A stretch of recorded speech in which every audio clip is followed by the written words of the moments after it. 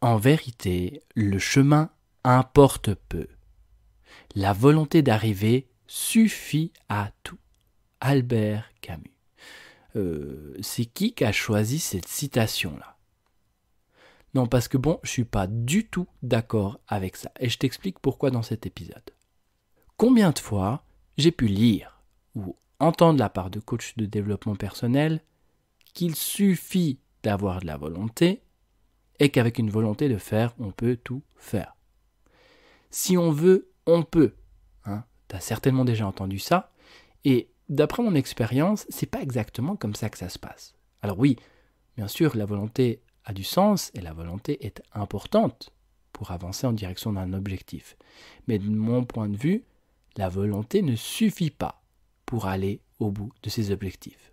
Si tu t'es déjà fixé des objectifs et que tu n'as pas réussi à les atteindre, et que tu t'es ou qu'à un moment donné, qu'on t'a dit que c'est parce que tu manques de volonté, que si vraiment tu avais la volonté, tu aurais déjà atteint cet objectif, eh bien je t'encourage à écouter cet épisode.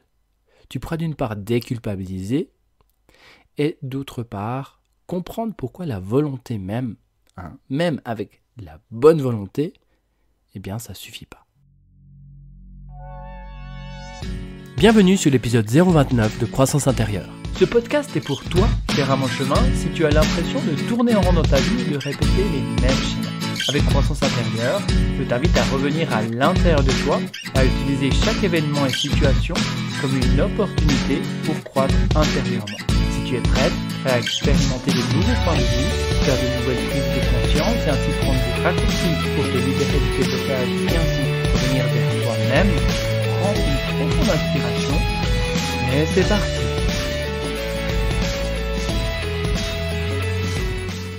Allez, un peu de volonté.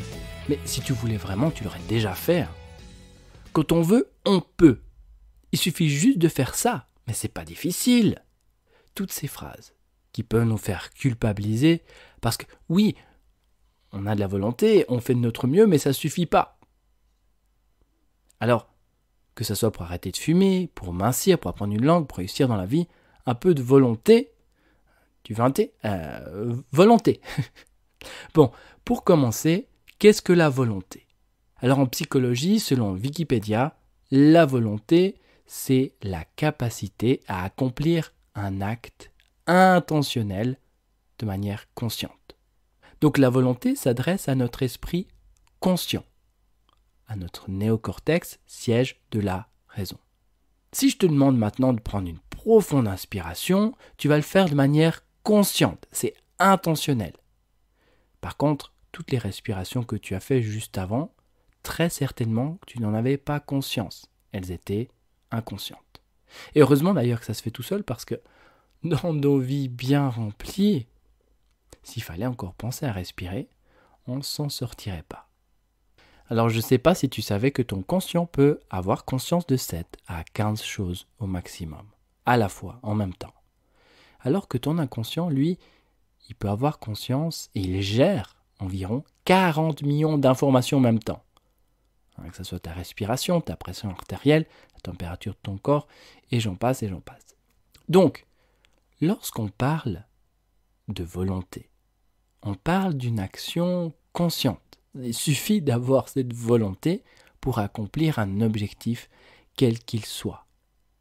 Maintenant, si on se représente le conscient et l'inconscient avec leur capacité propre à gérer les différentes informations sur un ring, je pense que tu es d'accord avec moi pour dire que le conscient, il s'en ramasse plein la poire.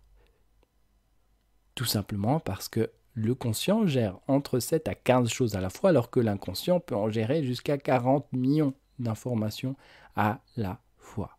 Pour faire le lien avec la volonté, même si tu as la volonté, eh bien, il peut y avoir différentes informations inconscientes qui font que, eh bien, c'est pas possible. C'est vraiment pas possible, tu vas pas pouvoir aller au bout. Prenons l'exemple des phobies. Dans le cas des phobies, ce qui se passe, c'est que la conscience est déconnectée. C'est-à-dire qu'il y a vraiment un danger imminent et ton cerveau reptilien, responsable de ta survie, désactive ton néocortex le temps que tu puisses retrouver une certaine sécurité. Il le fait pour une certaine raison, c'est que le néocortex est trop lent à réagir. Donc c'est ton cerveau reptilien qui prend les commandes et qui va déconnecter le néocortex en fait. Donc dans le cas de tout ce qui touche les réactions disproportionnées, le néocortex est désactivé. Tout ça pour une question de survie. Donc parfois il y a des phobies un peu particulières, on voit des gens qui ont des réactions bizarres, par exemple peur d'une banane, que ça soit peur des serpents, peur des rats, etc. Et puis quelqu'un qui va grimper au rideau parce qu'il y a un rat dans la salle. Donc toutes ces choses-là, ce sont des réactions complètement disproportionnées et inconscientes. La raison est désactivée. Pour revenir à la volonté, on s'adresse au cerveau qui est capable de gérer entre 7 et 15 informations en même temps. On s'adresse à ce cerveau, le néocortex, qui se désactive lorsqu'il y a un danger. Ce qu'il faut comprendre, c'est que avant que les informations passent au niveau de ton néocortex, elles sont filtrées par ton cerveau reptilien, ton cerveau limbique, et enfin, ça arrive au niveau du néocortex. Donc, s'il y a une information de danger qui est détectée, bien directement, suivant l'intensité du danger, eh bien, le néocortex est désactivé. Donc, ça veut dire qu'avec la volonté consciente, elle passe aussi au travers de tes filtres inconscients, au travers du cerveau reptilien et au travers du cerveau limbique. Je voulais te donner une image. Tu peux voir, imaginer cette image d'une voiture qui est sur une route, et cette voiture, elle doit aller du point A au point B.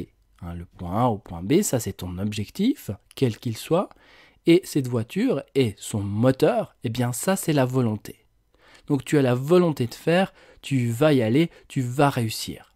C'est un V8, c'est un moteur qui booste, tu vas y aller du A au point B et très rapidement.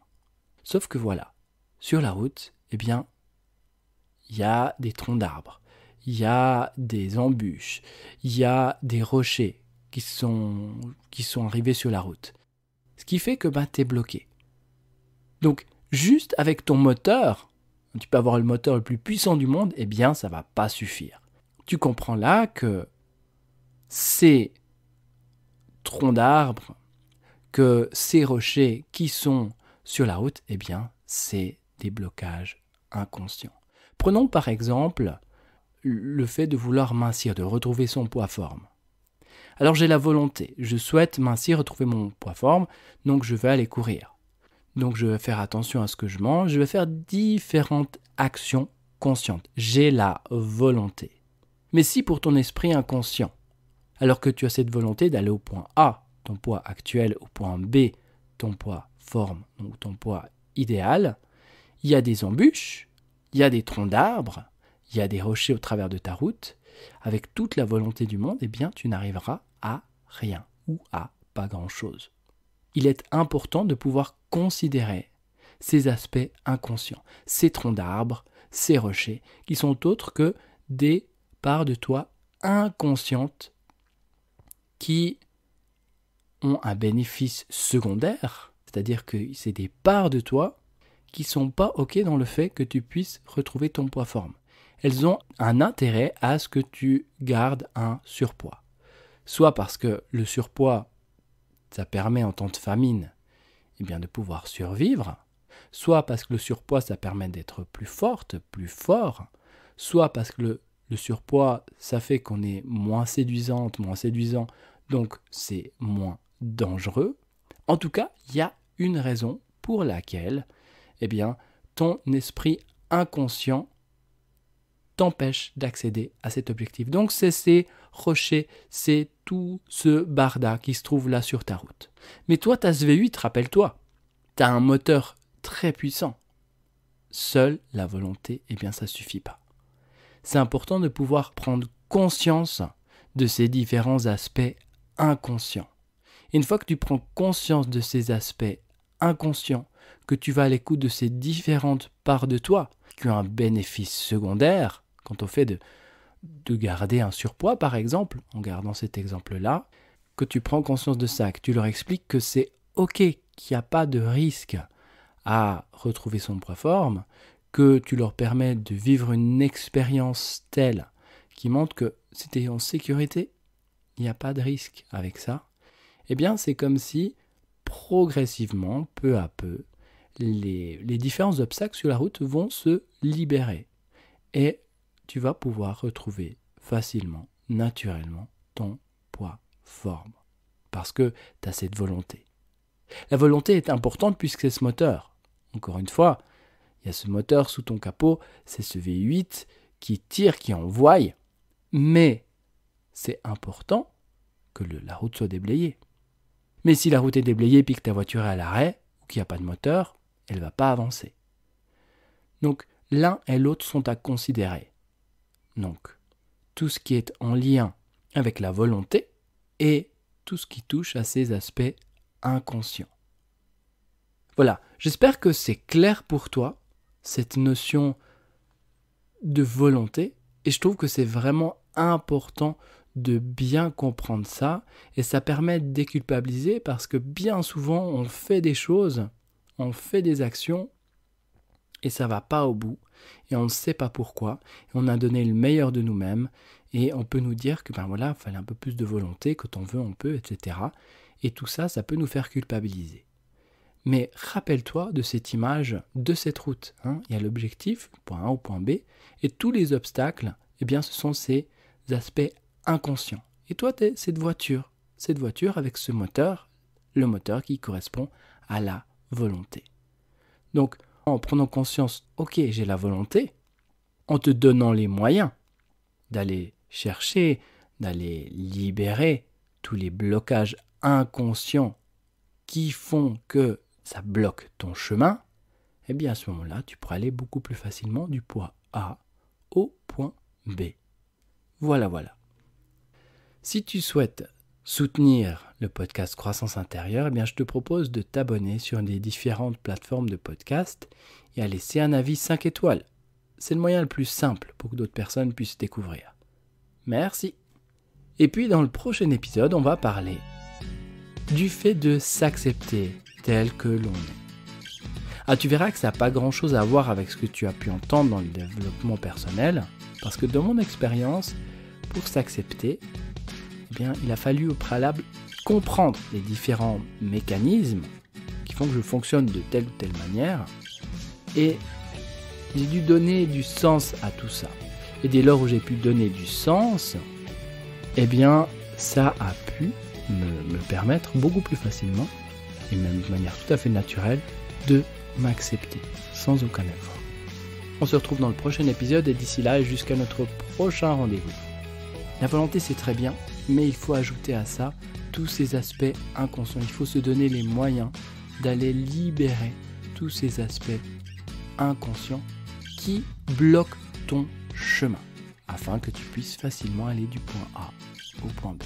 Et au travers des différents événements et pour toutes les situations que tu vis, continue sans cesse de croître intérieurement. Merci.